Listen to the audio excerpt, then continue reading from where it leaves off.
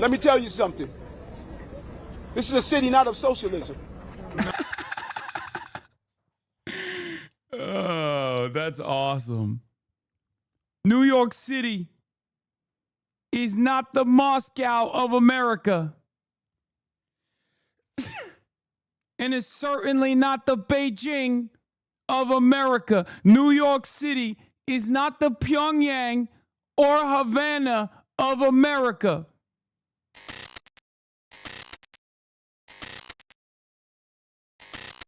And that is precisely the reason why, if you're pro-Israel, you never want to argue against that. You want to argue against anti-Semitism. You want to say it's simply anti-Semitic that Zohran, scary Muslim, wants to defund synagogues.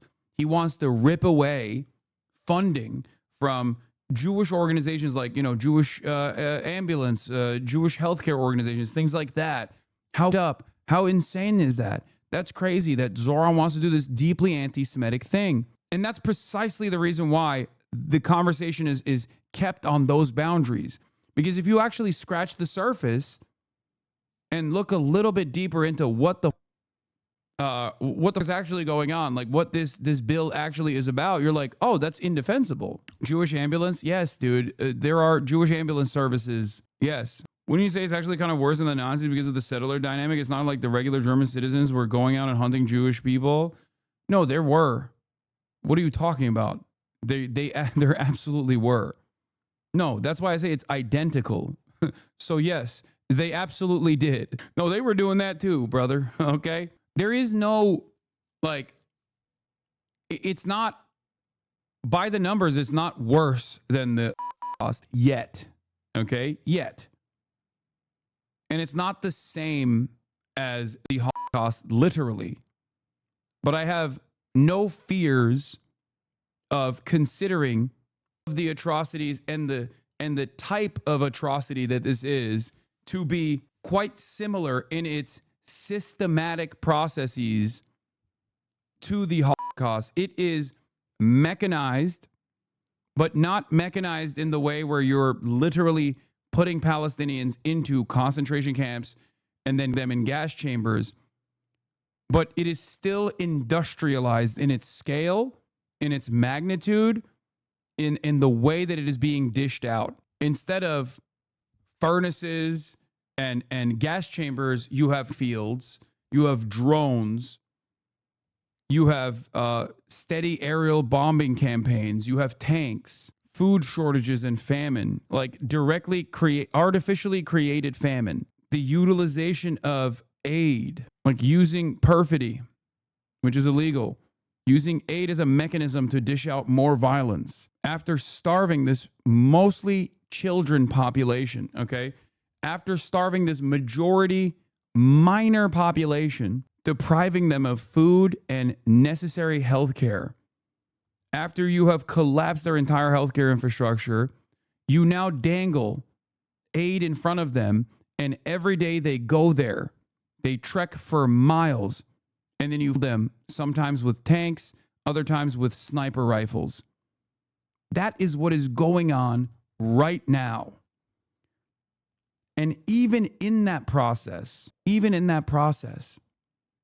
you still have resistance forces that end up some of these Israeli occupying force diaper brigade terrorists. It's crazy. They've been lacing the food aid with oxycodone, apparently. Wait, what? I don't know how valid this is. Israel's reported been smuggling it through bags of flour provided as aid. Wait, what? I don't know. I don't know if there's enough evidence for this yet. I mean, I don't know.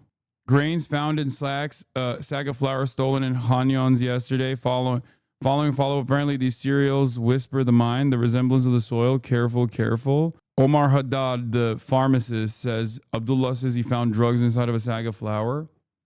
I'll look this up. I mean, we'll investigate this further, but there is no, I wouldn't say this is a firm confirmation yet. But Omar Haddad is a pharmacist in Gaza. I've seen some of his videos.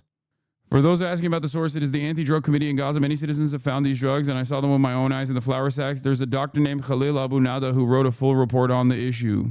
Is it confirmed? Please don't share misinformation. I this is unconfirmed as of now. Okay, calm down. It's all right to look at new information as it comes in. I'm not saying that I'm taking this at face value. Okay. All right. Let's get back to this. After State Assemblyman Zohran Mandani delivered that major upset in the New York City mayoral race, MAGA World responded with an onslaught of racist and Islamophobic attacks against him. Ultra-right-wing influencers like Laura Loomer and Charlie Kirk tried to tie him to a new 9/11.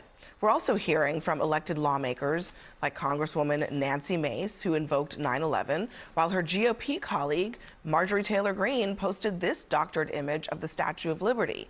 And Trump advisor Stephen Miller, well, he mentioned a failure to, quote, control migration.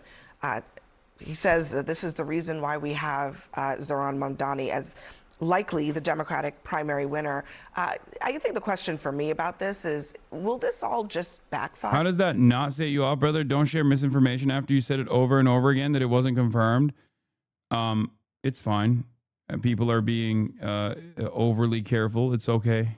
I think this is just one of another example of a trend of the Trump administration and his proxies othering people with their language, right? You saw Vice President call Senator Padilla Jose Padilla intentionally. You saw President Trump has previously asked Asian staffers, where are you really from?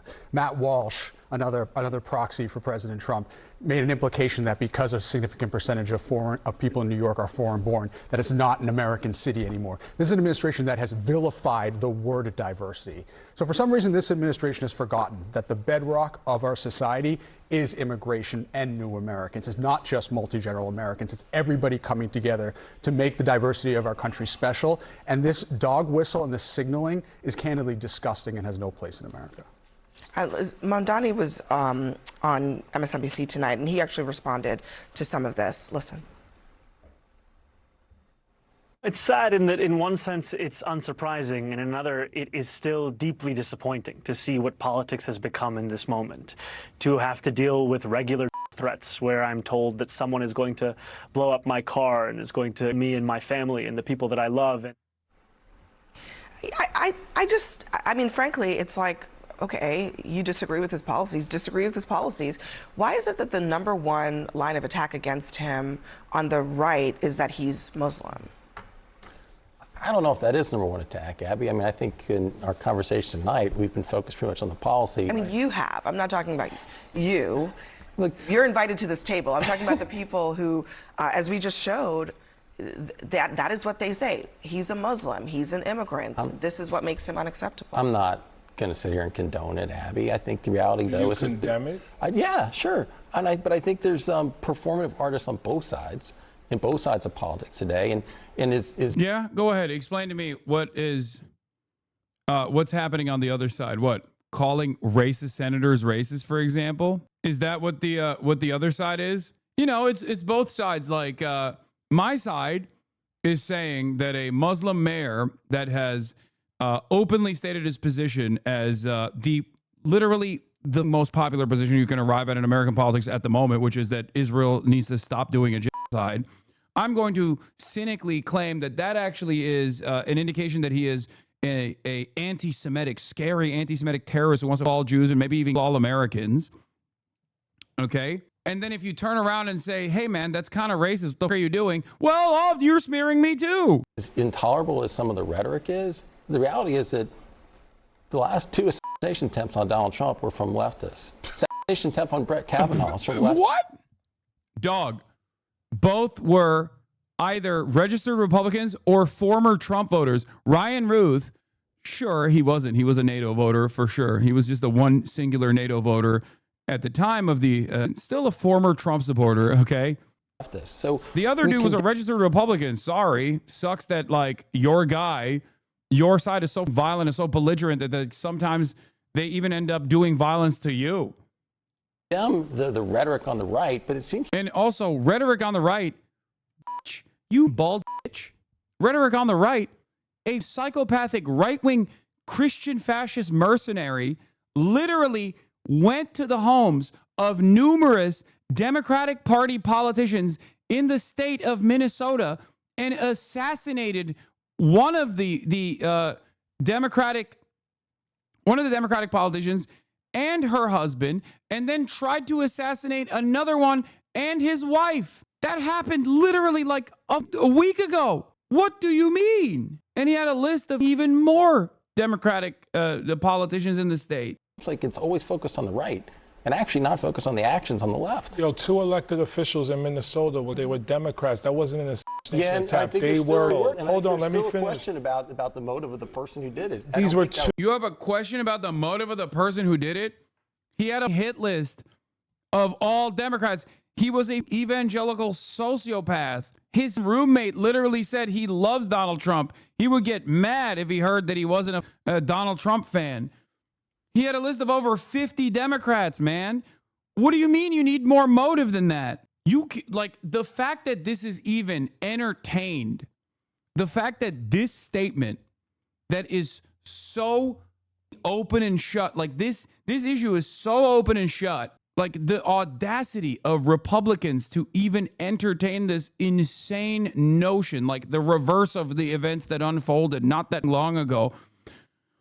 Oh my God.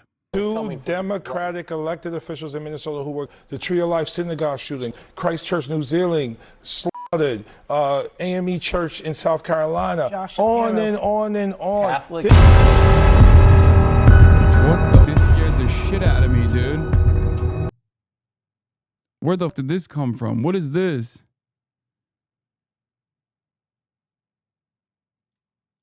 Original sin and its disease of hate and racism towards black and brown people and sexism towards women and anti-LGBTQ sentiment. We are not dealing with that. Your colleagues in the Republican Party do not hold each other accountable when it comes to the racism that comes from the party on a consistent basis. Congressman, I mean, where are you on You the can't be calm attempts? about this. I'm a black man in America. The reason why heart disease... I'm white, I can't comment Listen on to that. what I'm saying. The reason why heart disease and cancer and racist. obesity Yes, I can't and comment on diabetes are bigger in the black community is because of the stress we carry from having to deal with being called the N-word directly or indirectly every day. If your colleagues would listen and try to learn and engage and grow and stop being so hateful, we could have a better country. Jamal, but unfortunately, we're still here. Jamal, the hate's coming from one side. Jamal, I feel your passion, and I understand where you're coming from, sincerely. I really, really do. It happens on both sides, Jamal. Fucking I think God. it happens more on your side. Jamal. I wish dude, this is this hard cut is crazy. Whoever uploaded this video did a crazy thing. Abner Louima, Eric Gardner, Trayvon Martin, black cops in Memphis. It's not the same. And I don't want to qualify or quantify pain. That's not what I'm talking about. Everyone goes through pain. But the racism in this country is the disease that will destroy us. And it's destroying us right now as we speak. You're a divided January country, 6th, 100%. everybody was pardoned. Everybody's pardoned. Riots in LA, they're insurrectionists. But we pardoned everyone January 6th. So, Congressman, this I was is there America. January 6th. I was evacuated January 6th. That was not a racist incident. I don't know why you're making that connection. My man was walking through the Capitol with a Confederate flag. I was evacuated, Congressman. What does the Confederate flag represent? Come on, Congressman. This hard cut is so funny. Okay, wait, hold on. Watch the images that come up with black people hanging from trees and white people looking and eating sandwiches. This is America. Are we going to deal with it or not? Why are you in denial? Stop it. I'm not saying. Let me let Mark respond. It actually fought among itself to free slaves. So, I mean, but what are you suggesting, Mark? I mean, I think... What? Listen. Wait, what? Stop it. I'm not saying. Let me let Mark respond. It actually fought among itself to free slaves. Okay. What does it... That's not answering the question about what does the Confederate flag mean. You should be on his side getting angry at the fact that there are still people who hold on to this loser-ass, insurrectionist, terrorist-ass flag for a movement that wanted to purchase black humans and continue the purchase and sale of black people. Yeah, America also, I don't know if you know this, but fought hard to keep slavery going. And that's what the Confederate flag represents.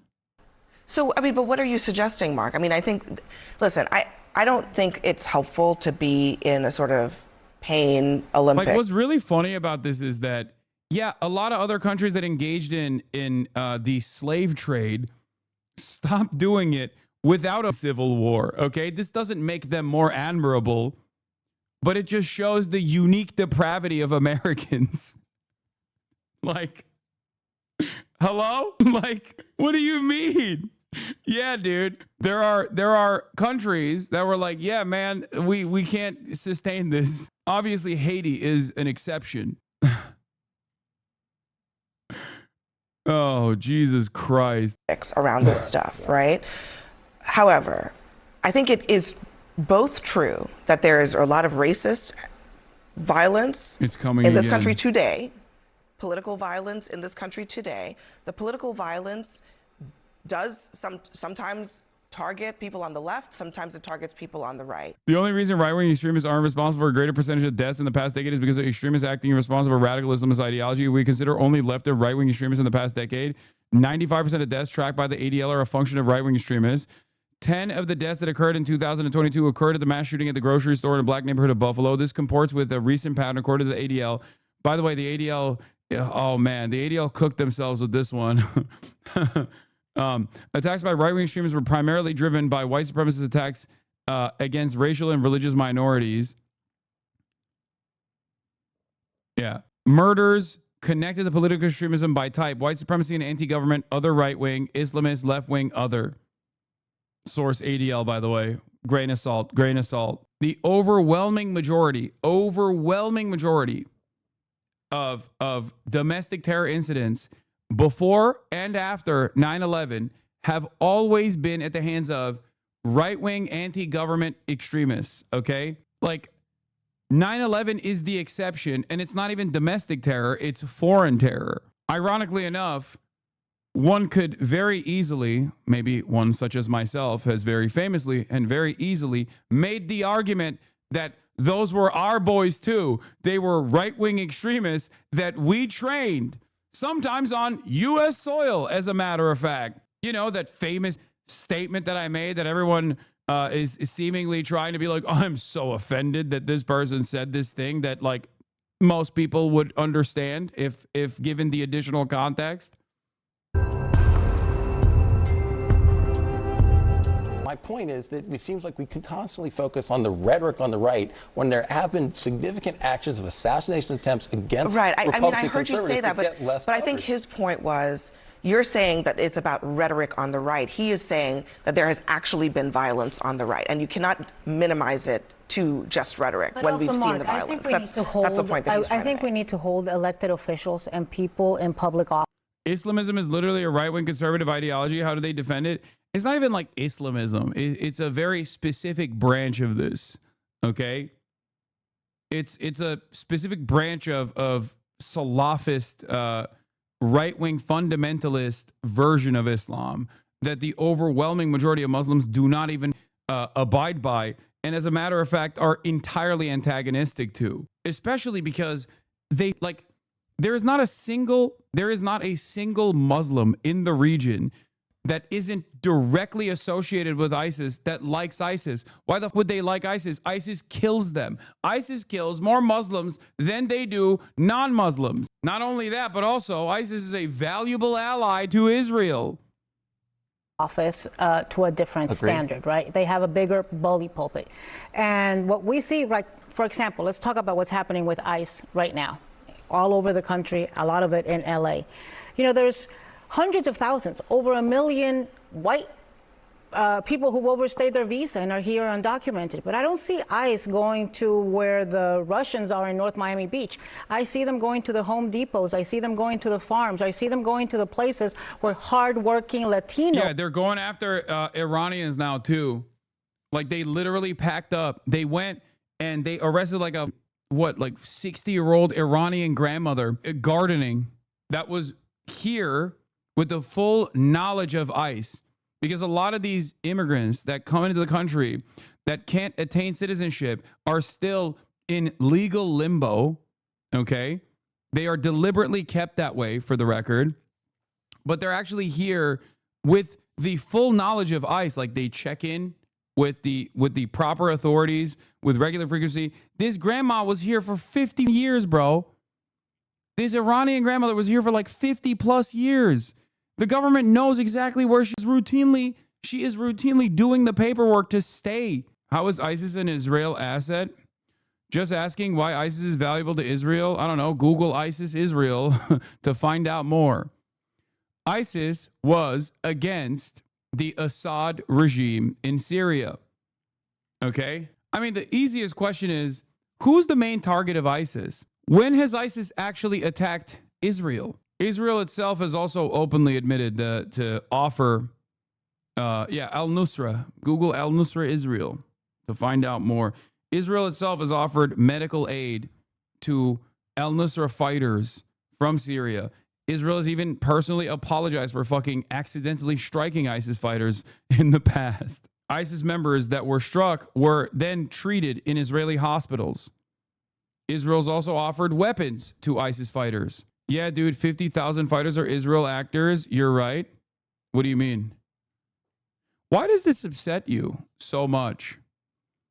Does it offend you that Israel is currently utilizing an ISIS affiliate drug cartel in Gaza right now as the primary force against Hamas? Does that scare you? Like, learning the truth, does that offend your sensibilities? Is that what it is? Because I'm 100% right. So there's got to be something up here that makes you angry and resentful when you hear this. What? They can provide them with weapons, etc., but they're not just Israel. No, they're a proxy of Israeli interest. They're not just Israel pawns. What does pawns mean? What is he trying to say? Pawns? Because they are. What is this? Israeli website claims ISIS commander revealed as Mossad agent.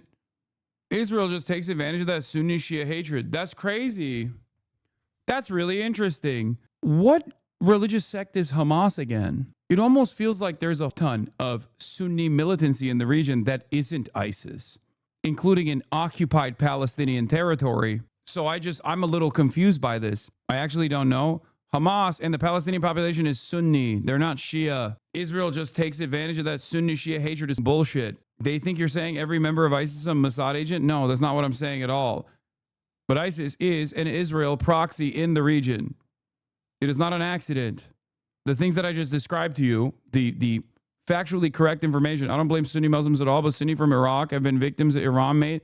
That's why they join ISIS. You think the broad majority of ISIS fighters joined ISIS because of Iranian violence?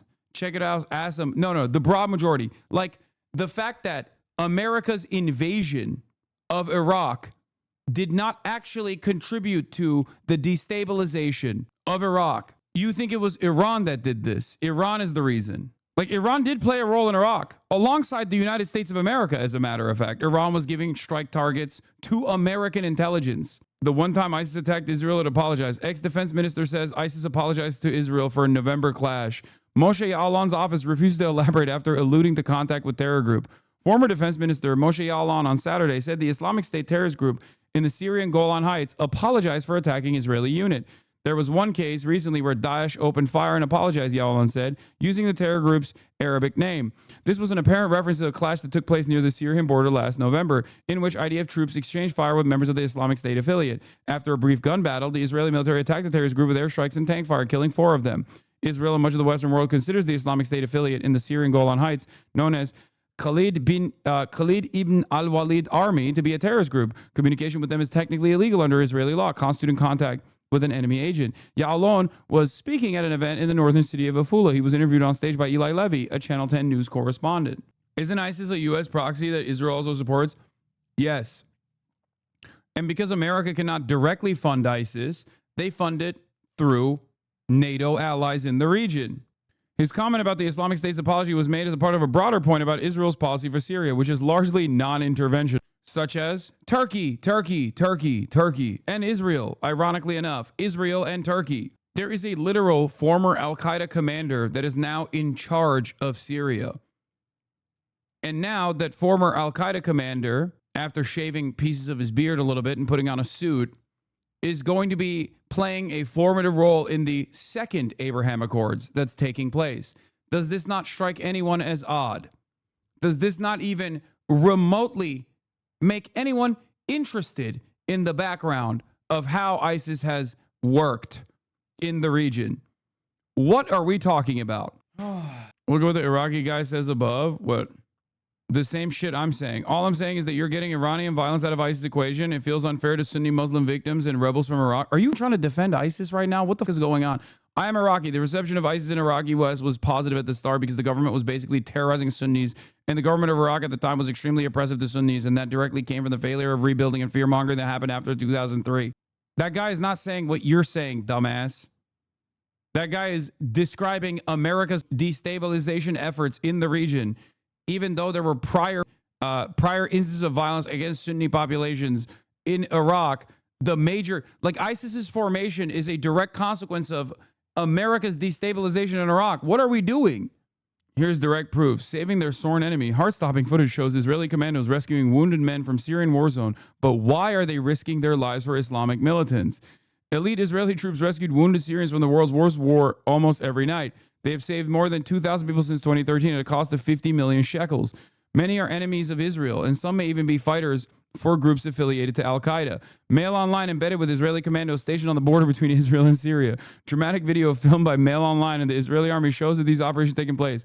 Israel says that the operation is purely humanitarian, but analysts believe Israel also has strategic reasons. Like, I can't believe we're taking this like major sidestep here. It's so stupid, especially as it pertains to Syria.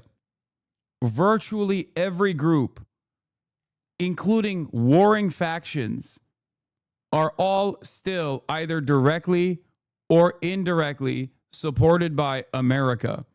Sometimes by way of Israel, in other instances by way of Turkey, and this also, yes, includes ISIS. America, for example, supports the Kurdish militancy in the region. America also is a primary supporter of Turkey, which constantly fights against the Kurdish militancy in the region. Turkey also directly fights against the Kurdish militancy in the region with its own Turkish military. Turkey also funds and offers training to different factions that are also Salafists, maybe not directly ISIS, okay, but also incredibly radical fundamentalists. We talk about like decapitation videos and stuff like that. People that do shit like that, including but not limited to HTS, which is run by Jolani, a former leader of ISIS and Al-Qaeda, who now is the leader of Syria. Anyway, Trump, guys like Schumer, our great Palestinian senator. This guy, no, he's changed. He used to like Jewish people. Now he's totally against Jewish people. It is crazy, and it's so demeaning, and they don't want to change. I see it the other day. Guys like Schumer, our great Palestinian senator, this guy, no, he's changed. He used to like Jewish people. Now he's totally against Jewish people. It's the most incredible transformation I think I've ever seen. In 14 seconds, it is crazy, and it's so demeaning, and they don't want to change. I see hundreds of things. This is Big Beautiful Bill, which we'll get to in a second. All right, we covered this. Do Turkish shouters get mad when he points stuff out? Yes, very mad. Anyway, Eric Adams launches re-election campaign, accuses Mandani of anti-Semitism. Overshadowed by so many external things, particularly lawfare. I went through 15 months of just constant beating, but yet I'm still here. The resiliency of a New Yorker. The New York City mayor's race is heating up. A few hours from now, Eric Adams will formally launch his re-election campaign as an independent. He's taking on Democratic socialist Zohran Mandani in November and wasting no time in calling him a complete phony. So things are just heating up. Brian Yennis has more. It's going to be a race for the ages, Brian. Yeah, it really is, Dana. And Mayor Eric Adams isn't just calling Zohran Mamdani a phony. He's calling him anti-Semitic. In fact, End Anti-Semitism is a cornerstone of the Adams re-election campaign that he is launching today as an independent. Now, some Jewish New York City. That's so funny. I love this because Eric Adams is hilarious, and he's also a huge clown. And the fact that he's running on the End Anti-Semitism ticket makes things even funnier because he not only just did a thing with Sneeko, okay, who is a Holocaust denier. He did like a collaboration with Sneeko and Amber Rose. He did this like stream with them. But on top of that, hold on, where was I? What was I going to show? Oh.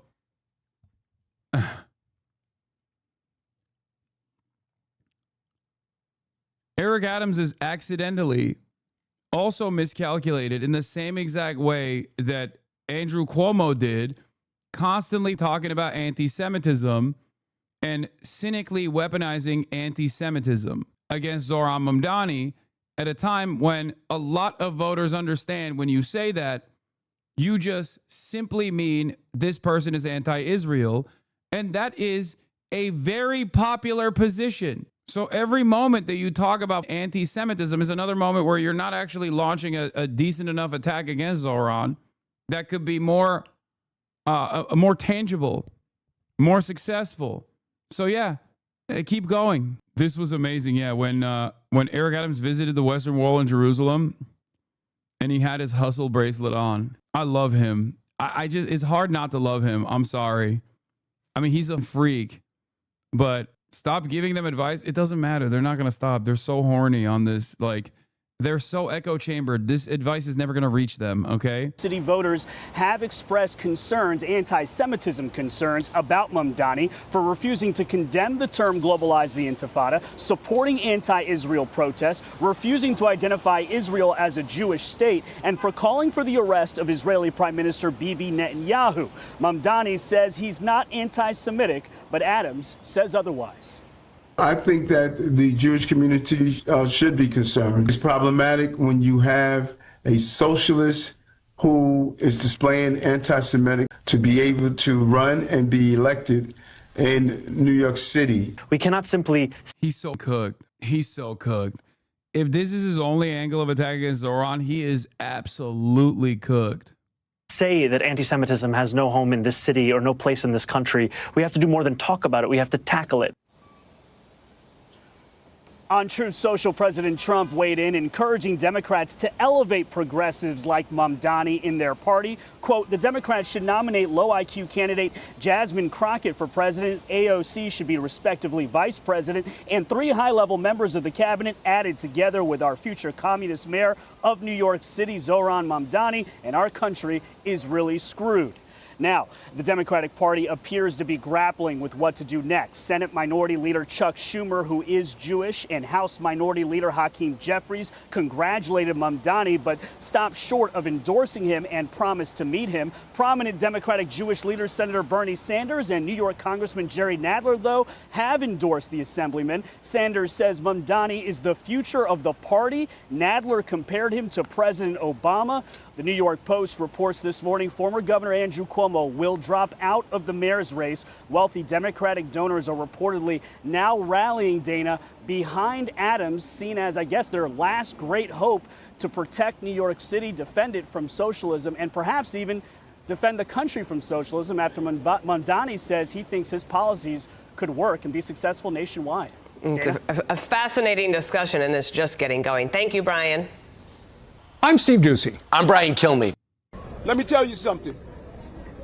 This is a city not of socialism.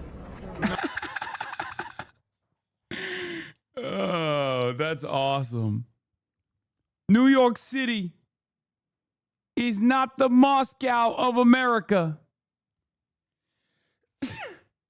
And it's certainly not the Beijing of America. New York City is not the Pyongyang or Havana of America.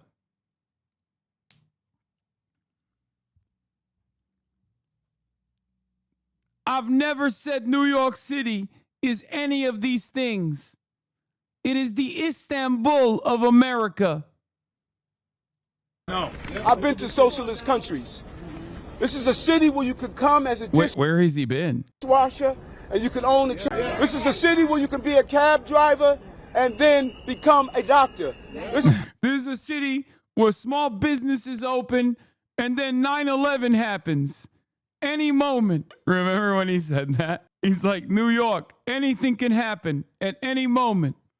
One moment there's a small business opening, Next moment, 9/11. When you look at the totality of the year, if you had to describe it, and it's tough to do, in one word, what would that word be, and tell me why? New York. This is a place where every day you wake up, you could experience everything from a plane crashing into our trade center to a person who's celebrating a new business that's open. This is a... Come on, how do you not love this guy, bro? He is insane. I'm going to run it back. Okay, look. This is New York. You wake up, you could experience everything from a plane crashing into our trade center to a person who's celebrating a new business that's open. This is a very, very complicated city, and that's why it's the greatest city on the globe. He's awesome. This answer is so funny that people don't even notice the response he gives to one word to describe New York is New York. Alex Press, #1 booster for Eric Adams. Once again, New York, concrete jungle where dreams are made of. There's nothing you can't do. 9/11s every day and small businesses opening. Oh, he's so awesome. Yeah. All right, let's This is a city where you could go from homelessness to building housing. This is a city where you could be a young person projected, and eventually to be elected to be the mayor of the city of New York. He's talking about himself. I know, baby F, calm down, cool it, cool your jets, cool your goddamn jets. It's fine. It was like for a second, okay? New York. This is the type of city we're in. This is not a city where you use idealism to state you're giving everything to everyone for free. There's no dignity in someone giving you everything for free. There's dignity in giving you a job so you can provide for your family and the opportunities that you deserve. So this is not a city of handouts. This is a city of hands up. We're going to lift up the city of New York. And this election is a real choice. This election is a choice. It's so funny to be like, I have the track record of running this city, and part of the reason why you're not going to be a two-term mayor is because you ran the city to the ground. He is an immensely unpopular candidate.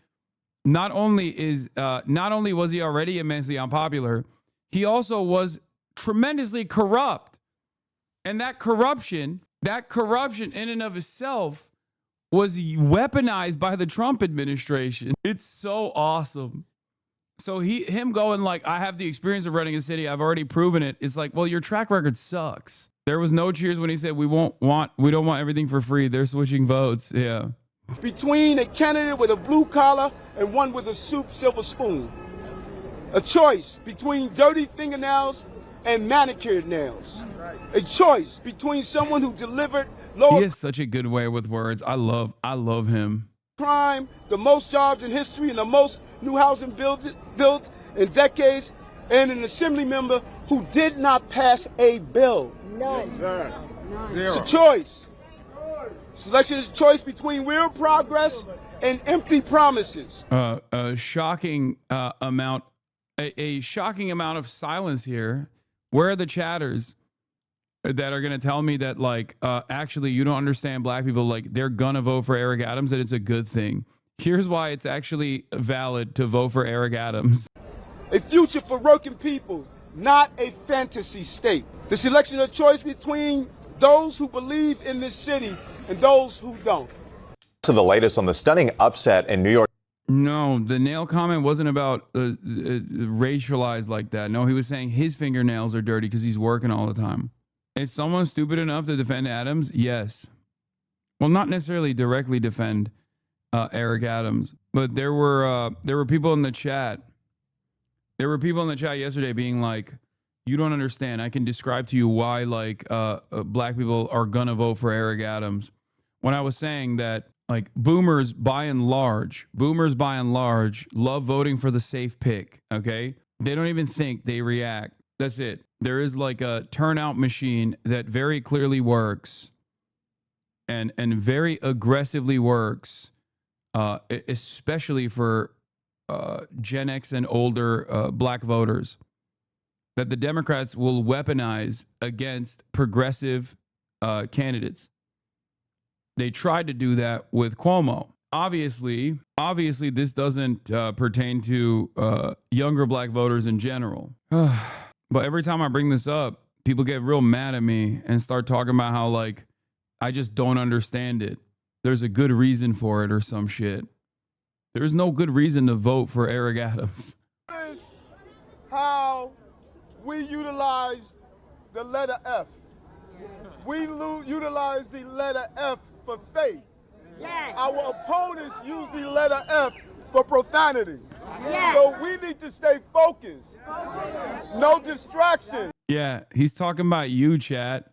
He's talking about you using the letter F to indicate that the stream has dropped. Do you understand? You're using the letter F. You're weaponizing the letter F. This is going to be the most interesting political campaign in the history of New York City, Eric Adams says. They have a record on tweets. I have a record on the streets. He still got it. He still got it. That's so good. And grind. Focus, no distractions, and grind. Focus, no distractions, and grind. Focus, no distractions, and grind. We're straight ahead. This is how we... My goat. New York City's mayoral primary, sending shockwaves through the Democratic Party. Zohran Mamdani was a little-known state lawmaker until recently. Now he's... How the fuck did he win? He won because he's the GOAT. I mean, the last New York mayoral race was ass cheeks, dude. It was terrible. There was a lot of vote splitting on the progressive side. No one could like get their act together. There wasn't like a Zohran-like candidate that basically siphoned off most of the progressive momentum. And even then, Eric Adams barely won. Adams was paying all those people to stand behind him, right? No, you don't understand. Eric Adams is a chatter described Eric Adams as like a cult leader that 85% of the country laughs at, but then the 15% is like really invested in. Those guys behind him are the cult. He has like a real cult. It's crazy. They just tune into his frequency and they love him. Wasn't one of the pastors that he was associated with also got like caught with something crazy? He's beaten nearly a dozen challengers, including former Governor Andrew. Political correspondent Rachel Scott joined us now, and you spoke with Mamdani. Good morning. I spoke to him just yesterday. Good morning to you all. He was a little-known state assemblyman until just a few weeks ago, but his victory in the Democratic primary for mayor did deliver shockwaves in a party that is struggling to define its message and a path forward. This morning, Zohran Mamdani calling for a new generation of leaders after delivering a stunning upset in New York City's Democratic primary for mayor. And I think that Oh yeah, Zohran also got more votes than Adams did in the primary on his first ballot. So like people that ranked Zohran Mamdani as number one were larger than the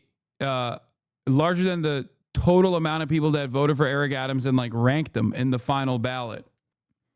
I'm seeing a lot of I'm not even gonna get it. 430K on the first ballot. They're not done counting. The MAGA vote will coalesce around Adams. there is a need for a new generation of leadership. The self-described Democratic Socialist skyrocketed past former New York Governor Andrew Cuomo. His campaign laser focused on making New York more affordable, a strategy he tells me could be a blueprint for Democrats. I think there's a question of how we return back to what made so many of us proud to be Democrats. How do you do that? And I think it's that focus on an economic agenda, on ensuring that people can do more than just struggle. He campaigns on freezing rents, making buses free, and opening city-run supermarkets, telling voters he will pay for his agenda by raising taxes on wealthy and corporations. But that would certainly face major challenges getting approval in the state legislature. And this morning, he's also facing questions about his own experience at just 33 years old with only 5 years in the state assembly. And the experience that I show in this moment is to be able to meet the crisis that New Yorkers are facing and deliver them a new kind of city, one that is unencumbered by the old ways. In November, he'll face New York City Mayor Eric Adams. He's a snake oil salesman. He will say and do anything to get elected. Adams was indicted on corruption charges, which were later dismissed. Oh, incredible. Incredible hard cut. He's a snake oil salesman. He'll say and do anything to get elected. Eric Adams was indicted on corruption charges by the Trump administration. During our interview, the president going on the attack. What's really up is they don't also mention that They were dropped by the Trump administration in exchange for cooperation by Eric Adams. They weren't just simply dropped by the Trump administration. They were dropped in another quid pro quo corruption in and of itself. Don't you think he's way too young for this job? No, we need more 33-year-olds in positions of power. He's a whole ass adult. What are we talking about? I thought the whole point was we hate how old leadership is. What is going on, man? Democrats literally kicked out the one young guy that was in the DNC for saying, hey, we got to primary some of these old people. Like, this is getting out of hand. And they kicked them out. President Trump just weighed in and called you a communist lunatic. What do you say to that? This is not the first time that President Trump is going to comment on myself. The next mayor of New York City will have to work with the Trump administration. Are you willing to do that? Will you do that? I will work with the Trump administration when it is to the benefit of New Yorkers. My approach will never be reflexive, whether in agreement or opposition. But if it comes at the expense of the New Yorkers that I'm running to serve, then no, I will not be working with the administration on harming the people that I look to represent. So some Democrats are still trying to wrap their heads around his victory, embracing his enthusiasm, his energy, but maybe not backing his policies just yet.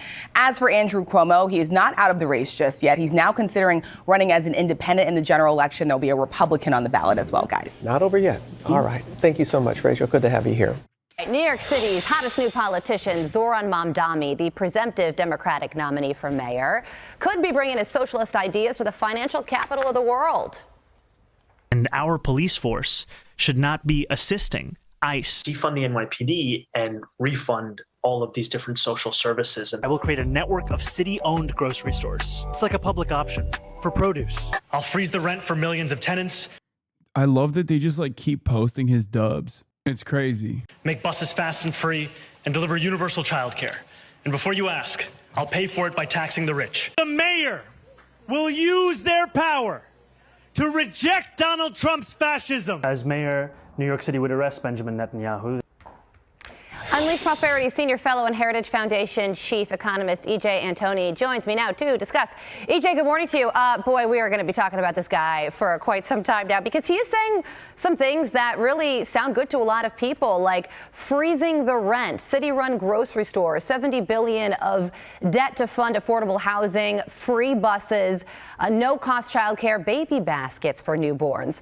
So if he... How dare he? Baby baskets for newborns. That's only appropriate if Donald Trump suggests it, in which case we'll say it's amazing. Like, why is baby baskets for newborns bad? Like, isn't that literally what Trump is trying to do as well, which is like to spike up the birth rates? He wins. Would there be winners or losers here? What would really take place if his policies are put into practice? Oh, well, Carly, there's certainly going to be winners and losers. There's something really funny about the Heritage Foundation chief economist coming on to talk about like Zohran's modest proposals, and he just looks straight up like a villain.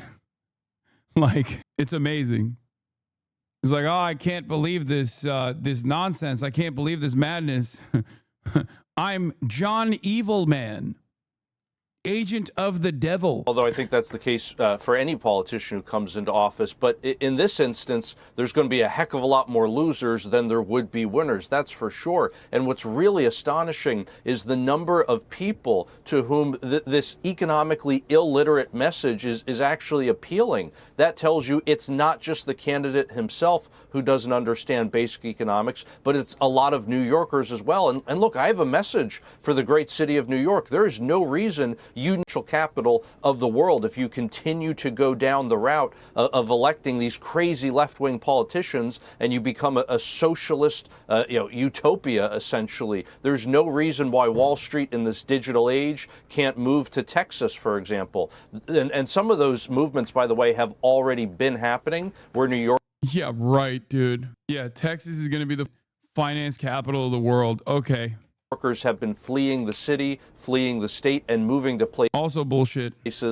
And the reason why people do leave the city, the large majority of people that leave the city in droves, whether it be Los Angeles or New York, is unironically as a direct consequence of affordability, which is precisely what Zohran is choosing to address. There are New Yorkers who then will move to Florida or move to Texas as well and spend like 6 months plus one in these other places where there's no income tax, specifically so they can avoid paying taxes. But I feel like there are methods to address that kind of behavior as well, in my opinion. But most people that leave places like California or leave places like New York State are leaving because of the affordability, not because of the taxes. It's only rich people that engage in this kind of like financial trickery that have the capacity to live in two places at once. But what's really funny about this is like these guys spent so much time shitting on New York, shitting on Los Angeles, saying these places suck, okay? Saying these places are butt cheeks and they're already communist shitholes, right? Okay, let it fail then. What are you afraid of? You don't live there, seemingly. You know what I mean? Like, what's up with this? These guys will literally say like, oh, these places suck. They're crime-ridden shitholes. Okay, let them show you that it is a crime-ridden shithole and a dystopia, a socialistic dystopia that will collapse any day now. I mean, he didn't even say dystopia. He said utopia, ironically enough, which is a positive. Like Texas or Florida. Yeah. Well, a Politico review of his proposals found that Mamdani has likely underestimated the cost of his housing construction and social, or rather school rehab plans by tens of billions of dollars. Just a mere 10 billion. You know, what could go wrong there? So one of his signature proposals, EJ, are these government-funded, government-run grocery stores. Tell us what that would look like if it was put into practice. Well, Carly, socialists are really good at two things: creating shortages of the things that you want and creating surpluses of the things that you don't want. So when the government tries to run, whether it's housing or grocery stores, you name it, you always end up with shortages. In other words, people can't get enough food, at least not the food that they want. People can't get enough housing. I mean, how long do we have to go down this wrong-headed route of rent control? You know who has government-run grocery stores and it works fine? The U.S. military. Yes, the next iteration of this debate should focus on large state-run grocery stores in the military. The Defense Commissary Agency runs 235 groceries, 13,000 employees, $72 million in transaction, and $5 billion in sales, all public, existing in some form since the 1860s. Also, there is already an existing shortage on houses, and we haven't had any communism in New York. So clearly, that's not the problem, don't you think? That's what I don't understand. The reason why people are going with Zohran is because the pre-existing, not communist, business as usual politics has not actually yielded additional housing units at all, as a matter of fact. Quite the opposite. Grocery stores having major lines or food supply, people not being able to feed themselves, once again, not communist, and people are having an issue with affordability when it comes to groceries. There are food deserts born out of the pro-capitalist, profit-centered attitude that a lot of these companies have to food delivery. Control before we acknowledge the fact that it does in fact create shortages, not surpluses, of affordable housing. The only thing you get in terms of surpluses when you look at these socialist policies is you get a surplus of unemployment. A $30 minimum wage? Are you kidding me? How many businesses are currently paying wages beneath that right now because you're talking about hiring someone who simply doesn't add enough value to the business to justify a $30 an hour minimum wage. You can't force a business to pay somebody charity. They're simply just going to not hire the person in the first place. Yeah, that's right. And when it comes to those grocery stores that the government... By the way, these guys literally threaten this all the time, and then wage increases happen, and what they predicted never ends up happening. Okay?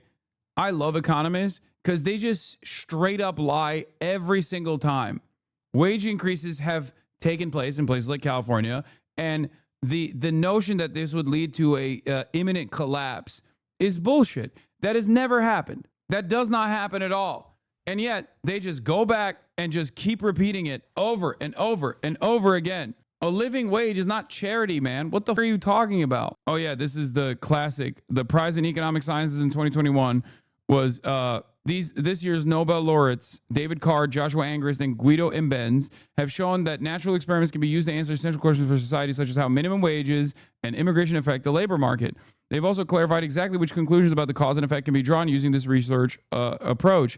Together, they have revolutionized empirical research in the economic sciences. And their findings were that, yes, it doesn't actually end up displacing existing labor. Or it ends up leading to people firing people en masse. But no one seems to point to this. Or no one seems to point to any kind of prediction falling apart in real life when there are minimum wage increases, as a matter of fact. Here. The early 1990s, the conventional wisdom among economists was that a higher minimum wage would lead to lower employment because they increased wage costs for businesses. However, the evidence supporting this conclusion was not fully convincing. There were indeed many studies that indicated a negative correlation between minimum wages and employment. But did this really mean that higher minimum wages led to higher unemployment? Reverse causation could even be the issue. When unemployment rises, employers can set lower wages, which in turn may lead to demands to increase the minimum wage. To investigate how increased minimum wages affect employment, Card and Kruger used a natural experiment. In the early 1990s, the minimum hourly wage in New Jersey was raised from $4.25 to $5.05. Just studying what happened in New Jersey after this increase does not give a reliable answer to this question, as numerous other factors can influence how unemployment levels change over time. As with randomized experiments, a control group was needed, i.e., a large group where wages didn't change, but all the other factors were the same. So the control group was Pennsylvania, a similar environment to New Jersey that would be impacted by very similar conditions, to isolate and identify if the wage increase, as opposed to not having a wage increase, negatively impacted the amount of existing, like if it led to mass layoffs there as well. Card and Kruger noted that there was no increase in neighboring Pennsylvania. Of course, there were differences between the two states, but it's likely the labor markets would evolve similarly close to the border. So they studied the effects on employment in two neighboring areas, New Jersey and Eastern Pennsylvania, which have a similar labor market, but where the minimum wage was increased on one side of the border, but not the other. There was no apparent reason to believe that any factor, such as the economic situation apart from the increase in the minimum wage, would affect employment trends differently on either side of the border. Thus, if a change in the number of employees was observed in New Jersey, and this differed from any change on the other side of the border, there was a good reason to interpret this as an effect of the increase in the minimum wage. They looked at fast food restaurants, an industry where pay is low and minimum wages matter. Contrary to previous research, they found that an increase in the minimum wage had no effect on the number of employees. David Card arrived at the same conclusion in a couple studies in the early 1990s. This pioneering research has led to a large number of follow-up studies. The overall conclusion is that the negative effects of increasing the minimum wage are small and significantly smaller than was believed 30 years ago.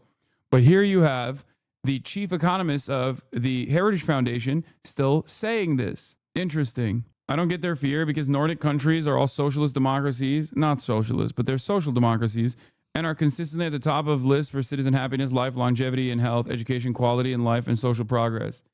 Yeah. And yeah, economists lie all the time. They just lie all the time at the behest of capital. That is their primary focus. Could run, think the post office with food. So that could be in our future. President Trump reacted to Mamdani's Democratic presumptive primary win, and he said it's finally happened. The Democrats have crossed the line. Zohran Mamdani, a 100% communist lunatic, has just won the Dem primary. This is a big moment in the history of our country. But I'm wondering, EJ, from a political standpoint, is his win really a story of Zohran Mamdani and the rise of the... Dude, stop sending me the Gabor Mate Palestinian trauma and Palestinian suffering, please. I don't know why so many chatters are sending. Watch it right now, okay? I love Gabor Mate. Watch it on your own time if you would like to. I am not going to watch that right now. There's a fuck ton of issues to cover today.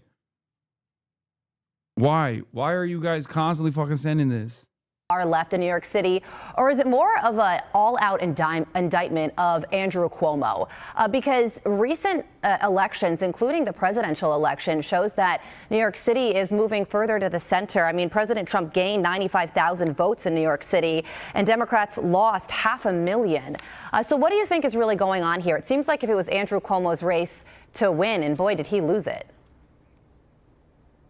Well, Carly, I think it's both. You know, look at President Trump. He's a great example. Okay, I can't watch the rest of this. This is crazy. All right. You are told by well-meaning individuals that the more you want to accomplish, the less you should speak about Palestine. And for me, what made it central to my identity is that it is a glaring contradiction. This is Astoria. Astoria has been home to immigrant communities across the world for decades. the biryani and some eggplant. When you're a South Asian Muslim growing up in New York City, there aren't so many places where you can feel at home. And this is one of those avenues where, for me and for so many others, you can be yourself. This is how we defeat the occupation. Style. So the third holy grail of taboos in American politics, you have socialism, you have Islam, and then you have Palestine. And you are really going for the trifecta. Let's go, baby. Let's go. Tell me, why is Palestine a part of your politics? When you grow up as someone, especially in the third world, you have a very different understanding of the Palestinian struggle. It is one that is framed in terms of empathy and solidarity. Specifically growing up in South Africa post-apartheid, you know, it felt as if one of the most natural things to wear around my body was a keffiyeh. And so then to get here and see all of a sudden this topic was not only one that was discussed very differently, but was entirely taboo, it was a shock to my system. And for me, what made it central to my identity is that it is a glaring contradiction. We say we care about freedom and justice and self-determination, and yet for some reason we draw a line when it comes to Palestinians that accept them. I'd see in this country time and again politicians that I would admire and who would inspire me, but who would be described as progressives except Palestine, PEP. And it became a driving force for me that we need to have a sense of consistency here. We need to have an understanding that our solidarity must be extended to the Palestinians. It shouldn't just incidentally include them, it must foreground them, because they are a people who have been there are people who have been fighting for survival for decades. Their survival has been put in jeopardy by the actions of this country for an equally long period of time. And it is our responsibility as Americans to ensure that we end those days of complicity. So there's no point to any of this if it is not to finally end that contradiction.